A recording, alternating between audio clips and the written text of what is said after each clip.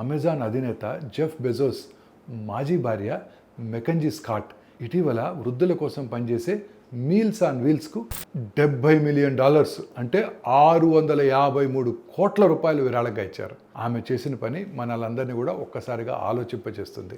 సంపద యొక్క అసలు ఉద్దేశం ఏమిటి? ఇవాళ దీని గురించి చెప్తాను. మిస్ మెకంజీ స్కాట్ విడాకుల తర్వాత ఆమె తన సంపదను కేవలం తన దగ్గరే ఉంచుకోలేదు. దానిని అవసరమైన వారికి పంచడం ప్రారంభించింది. 2020 నుంచి ఇప్పటి వరకు విద్య, ఆరోగ్యము, సామాజిక సేవల కోసం $26 బిలియన్ అంటే ఎంతో తెలుసా?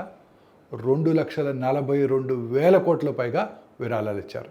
ఇలా ఒక్కరే కాదు, ప్రపంచంలో అత్యంత ధనవంతులు ఒకరైన మిస్టర్ వారెన్ బఫెట్ కూడా తన సంపదలో ఎక్కువ భాగాన్ని దానం చేయాలని నిర్ణయించుకున్నారు. పిల్లలకి మనం ఏదైనా చేయగలిగేంత ఇవ్వాలి, కానీ ఏమీ చేయకుండా ఉండేంత మాత్రం ఇవ్వకూడదని ఆయన చెప్పిన మాటలు చాలా లోతైనవి. ఎందుకంటే ఒక స్థాయి దాటిన తర్వాత డబ్బు మన జీవితాన్ని పెద్దగా మార్చదు, కానీ అదే డబ్బు మరొకరి జీవితాన్ని పూర్తిగా మార్చగలదు.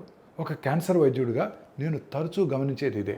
రోగులు డబ్బు కోసం కాదు, ఇంకొంచెం సమయం, ఇంకొంచెం జీవితం కోసం పోరాడుతున్నారు.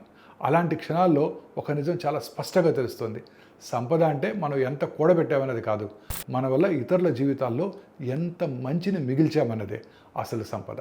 మన దగ్గర అవసరానికి మించి ఉన్నప్పుడు అది కేవలం ఒక అవకాశం మాత్రమే కాదు, మనపై ఉన్న ఒక బాధ్యత.